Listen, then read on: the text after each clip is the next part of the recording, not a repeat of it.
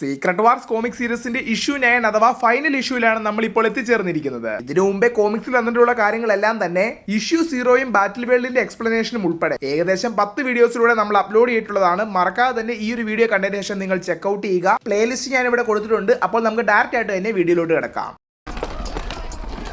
യുദ്ധക്കളത്തിന് നടുവിലേക്ക് തന്റെ സോംബി ആർമിയുമായി വന്നെത്തി നിൽക്കുന്ന കിങ് ഓഫ് ഡെത്ത് ബ്ലാക്ക് പാന്തറിനെ കിങ് ഓഫ് അറ്റ്ലാന്റിസ് നെമോറിനെയും കാണുന്ന ഡൂം ഒന്ന് ഷോക്ക് ആണെങ്കിൽ തന്നെയും പിന്നീട് ബ്ലാക്ക് പാന്തറിനോടായി പറയുന്നു, നീ നിന്റെ ആർമിയും റേസ് ചെയ്തുകൊണ്ട് വന്നത് എന്നെ തോൽപ്പിക്കാൻ വേണ്ടിയാണോ? നിനക്കത് സാധിക്കുകയില്ലെന്ന് ഇതുവരെ മനസ്സിലായിട്ടില്ലേ എന്ന് ചോദിക്കുമ്പോൾ നെമോർ അവിടെ നിന്ന്, അവൻ മാത്രമല്ല അവന് സഹായമായി ഞാനുമുണ്ട്. നിന്റെ അഹന്ത അവസാനിക്കാൻ പോവുകയാണ് വിക്ടർ. ഇതും കൂടി കേൾക്കുമ്പോൾ ഡൂം പിന്നെയും, നെമോർ, ടിച്ചാള, നിങ്ങൾ എന്നോടൊപ്പം ജോയിൻ ചെയ്യേ. ഈ ഒരു എൻറ്റയർ വേൾഡിന്റെ ദൈവമാണ് ഞാൻ. നിങ്ങൾ എന്നോടൊപ്പം ചേരുകയാണെങ്കിൽ എനിക്ക് പുതുതായി ഒരു അറ്റ്ലാന്റിസ് വക്കാണ്ടേനെയും ക്രിയേറ്റ് ചെയ്യുവാൻ സാധിക്കും. അതിന്റെ റൂളേഴ്സ് ആക്കി നിങ്ങളെ ഞാൻ മാറ്റാം. ഇതിന് മറുപടി എന്നോണം ബ്ലാക്ക് പാന്തർ, വിക്ടർ, നീ എന്താണ് ഞങ്ങളെ പറ്റി വിചാരിച്ചത്? നീ ഫേക്ക് ആയി ക്രിയേറ്റ് ചെയ്ത ഒരു വെർച്വൽ വേൾഡ് മാത്രമാണിത്. ഈ ഒരു ഫേക്ക് കിങ്ഡം വെച്ച് നിനക്ക് എത്ര നാൾ ഓടുവാൻ സാധിക്കും? എങ്ങനെയും ഇത് ഒരു നാൾ തകരും. അത് എത്രയും വേഗം ആക്കുവാനാണ് ഞങ്ങൾ ശ്രമിക്കുന്നത്. ഓ, അപ്പോൾ നിങ്ങൾ ഇൻഫിനിറ്റി ഗോളറ്റും തൂക്കി പിടിച്ചുകൊണ്ട് എന്നെ തകർക്കുവാനാണ് വന്നിരിക്കുന്നത് അല്ലേ എന്ന് ഡൂം പരിഹാസത്തോട് ചോദിക്കുമ്പോൾ, അതെ ഡൂം, നിന്റെ അവസാനം എത്തിയിരിക്കുന്നു എന്ന് പറഞ്ഞുകൊണ്ട് ബ്ലാക്ക് പാന്തർ തന്റെ ഇൻഫിനിറ്റി ഗോളറ്റ് ആക്ടിവേറ്റ് ചെയ്യിപ്പിക്കുകയും പെട്ടെന്ന് തന്നെ ഗോഡ് എംപയർ ഡൂം ഒരു കണ്ണാടി ചില്ലായി മാറുകയുമാണ്. തൊട്ടടുത്ത സെക്കൻഡിൽ തന്നെ നെമോർ തന്റെ ട്രൈഡന്റ് അതിലേക്ക് വലിച്ചെറിയുകയും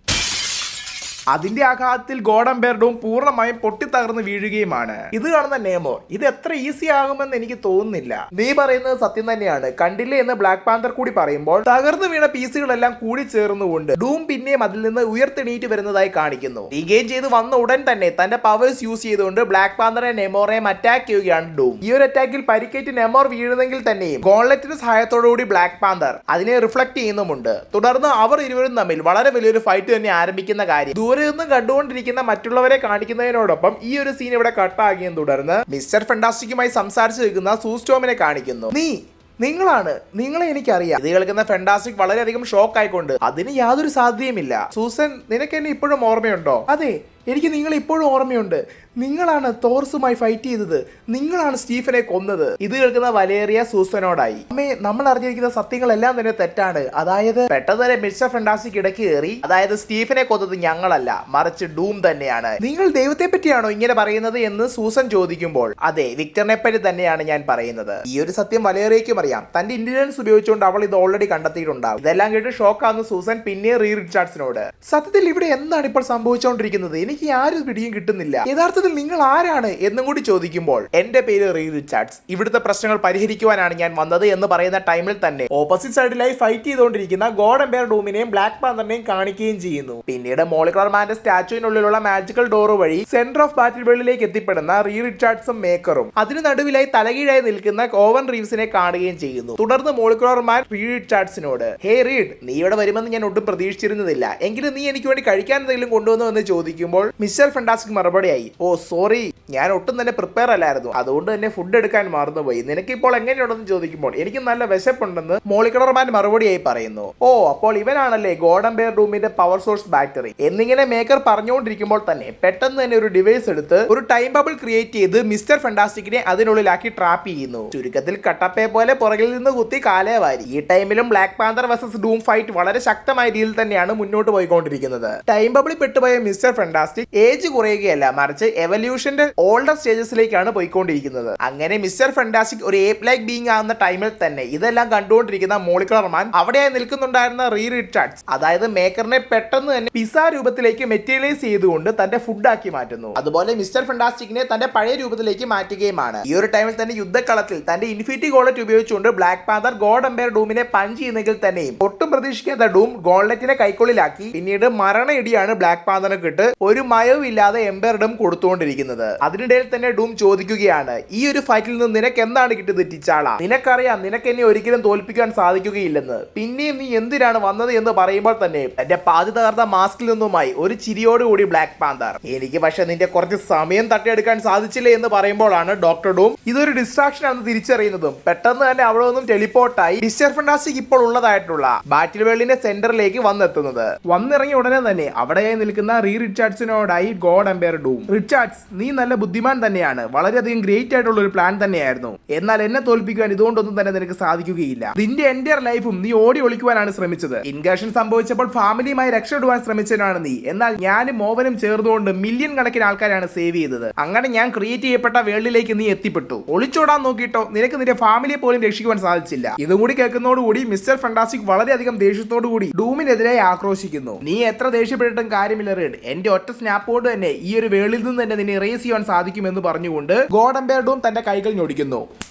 എന്നാൽ അവിടെ ഒന്നും തന്നെ സംഭവിക്കുന്നില്ല. ആക്ച്വലി അവിടെ എന്താണ് സംഭവിച്ചതെന്ന് ഡോക്ടർ ഡൂമിന് പോലും മനസ്സിലാകുന്നില്ല. വളരെയധികം ഷോക്കായി മാറുകയാണ്. ഇതെല്ലാം അവിടെ ഒന്നും കണ്ടുകൊണ്ടിരുന്ന മോളിക്കുലർ മാൻ, വിക്ടർ, നീ എനിക്ക് എന്തെങ്കിലും തിന്നാൻ കൊണ്ടുവന്നിരുന്നോ? ഇല്ലെന്നറിയാം, എങ്കിലും ചോദിച്ചെന്നേ ഉള്ളൂ. അതുപോലെ തന്നെയായിരുന്നു റീഡും, അവനും ഒന്നും കൊണ്ടുവന്നില്ല. അതുകൊണ്ട് തന്നെ ഇതൊരു ഫെയർ ഫൈറ്റ് ആവണ്ടേ എന്ന് പറഞ്ഞുകൊണ്ട് നിന്റെ പകുതി ശക്തി അവൻ ഇപ്പോൾ ഞാൻ നൽകിയിരിക്കുകയാണ്. ഇനി നിങ്ങൾ തന്നെ തീരുമാനിക്കൂ നിങ്ങളിൽ ആരാണ് ബെസ്റ്റ് എന്ന് പറഞ്ഞുകൊണ്ടിരിക്കുമ്പോൾ തന്നെ റിച്ചാർഡ്സ് ഡോക്ടർ ഡൂമിനെ അറ്റാക്ക് ചെയ്യുന്നു. തുടർന്ന് അവർ ഇരുവരും തമ്മിൽ വളരെ വലിയ ഫൈറ്റ് തന്നെയാണ് സംഭവിച്ചുകൊണ്ടിരിക്കുന്നത്. റീഡ് തന്റെ പവേഴ്സ് യൂസ് ചെയ്തുകൊണ്ട് ഡോക്ടർ ഡൂമിനെ ചുറ്റി വളയുകയും തുടർന്ന് അവർ തമ്മിൽ ഫൈറ്റ് കണ്ടിന്യൂസ് ആവുന്നതിനിടയിൽ തന്നെ ഡൂം പറയുന്നു, നീ ഇത് വളരെ ഈസി ആണെന്നാണ് വിചാരിച്ചത്. ഈ പവറിനെ കൺട്രോൾ ചെയ്യുക എന്നുള്ളത് നിസ്സാരമല്ല, അതോടൊപ്പം തന്നെ ഈ ഒരു ലോകത്തെ സംരക്ഷിക്കുക എന്നുള്ളത്. ഇത് കേൾക്കുന്ന മിസ്റ്റർ ഫാന്റാസ്റ്റിക്, വിക്ടർ, ലോകത്തെ രക്ഷിക്കുക എന്നതിലുപരി നിനക്ക് ഭരിക്കുവാൻ വേണ്ടിയാണ് നീ ഒരു ലോകത്തെ ക്രിയേറ്റ് ചെയ്തത്. അതോടൊപ്പം തന്നെ നീ എന്റെ ഫാമിലിയെ തട്ടിയെടുത്തു, എന്റെ എല്ലാം. അതൊരിക്കലും ഞാൻ സഹിക്കുകയില്ല. മാത്രമല്ല ഈ ഒരു ശക്തി എനിക്കാണ് ലഭിച്ചിരുന്നെങ്കിൽ നിന്നെപ്പോലെ ഒരിക്കലും ഒരു ഏകാധിപതിയായിരിക്കുകയില്ല. ഈ ഒരു മൾട്ടിവേഴ്സിന് തന്നെ ഞാൻ വീണ്ടും ക്രിയേറ്റ് ചെയ്തേനെ. നിനക്ക് ഭരിക്കാൻ വേണ്ടി ഈ ശക്തികൾ മറ്റുള്ളവർക്കും കൂടി ചെല്ലാതിരിക്കാൻ വേണ്ടിയാണ് നീ ഒരുപാട് ശ്രമിക്കുന്നതെന്ന് എനിക്ക് കൃത്യമായിട്ട് അറിയാം. അതല്ലേ സത്യം എന്നും കൂടി ചോദിക്കുമ്പോൾ ഡോക്ടർ ഡൂം മറുപടിയായി, അതെ, അത് സത്യം തന്നെയാണ്. എന്നാൽ നീ ഇപ്പോൾ മരിക്കുക എന്ന് പറഞ്ഞുകൊണ്ട് തന്റെ ഫൈനൽ പഞ്ച് മിസ്റ്റർ ഫാന്റാസ്റ്റിക്കിന് തന്നെ കൊടുക്കാനായിട്ട് വരുന്നു.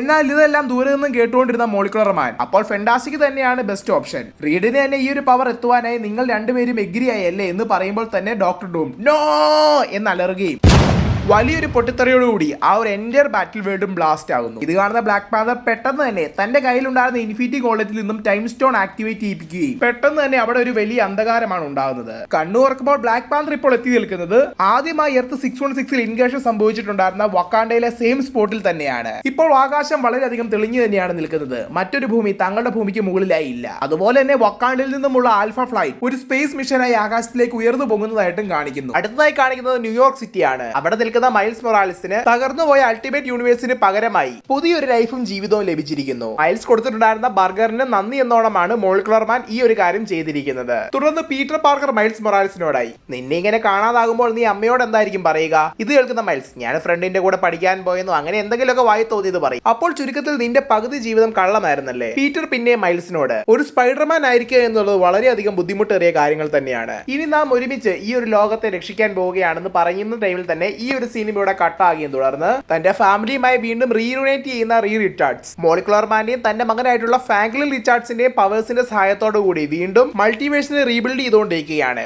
ഓരോ യൂണിവേഴ്സും പുതുതായി പിറക്കുമ്പോൾ തന്നെ മോളിക്കുലർ മാന്റെ ഓരോ വേരിയൻസും ക്രിയേറ്റ് ആകുകയും പവർ ഷിഫ്റ്റ് ആകുകയും ചെയ്യുന്നു. തുടർന്ന് അവർ എല്ലാവരും ഒരുമിച്ച് നിന്നുകൊണ്ട് ക്രിയേറ്റ് ആയിക്കൊണ്ടിരിക്കുന്ന ഓരോ മൾട്ടിവേഴ്സിനെ കാണുന്ന ടൈമിൽ തന്നെ ഫ്രാങ്ക്ലിൻ ചോദിക്കുകയാണ്, അച്ഛാ, നമ്മൾ ഇനി ഒരിക്കലും സൂപ്പർ ഹീറോസ് ആയിരിക്കുകയില്ലേ? ഇത് കേൾക്കുന്ന റിച്ചാർഡ്സ്, എടാ, ഈ ക്രിയേറ്റ് ആയിരിക്കുന്ന മൾട്ടിവേഴ്സുകളെല്ലാം സംരക്ഷിക്കേണ്ടത് നമ്മൾ തന്നെയാണ്. എന്നാൽ തൽക്കാലത്തേക്ക് നമ്മൾ ഇനി സൂപ്പർ ഹീറോസ് ആയിരിക്കുകയില്ല. ഇനി സയൻസ് മാത്രമായിരിക്കും അവൈലബിൾ ആയിട്ടുണ്ടാകുക. മാത്രമല്ല ഇനി മുതൽ മിസ്റ്റർ ഫാന്റാസ്റ്റിക് ഉണ്ടായിരിക്കുകയില്ല, നിന്റെ അച്ഛൻ മാത്രമായിരിക്കും ഉണ്ടാവുക.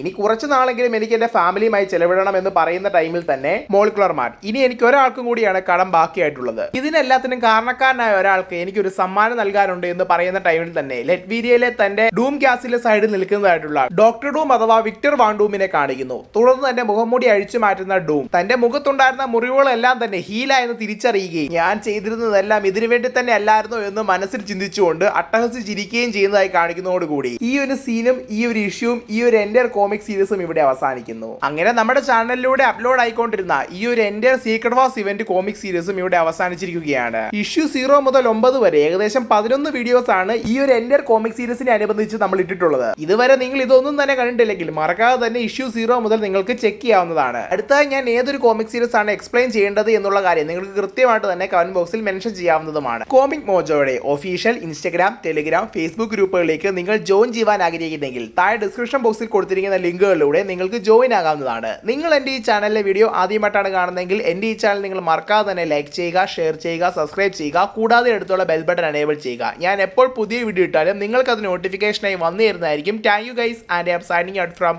Comic mojo.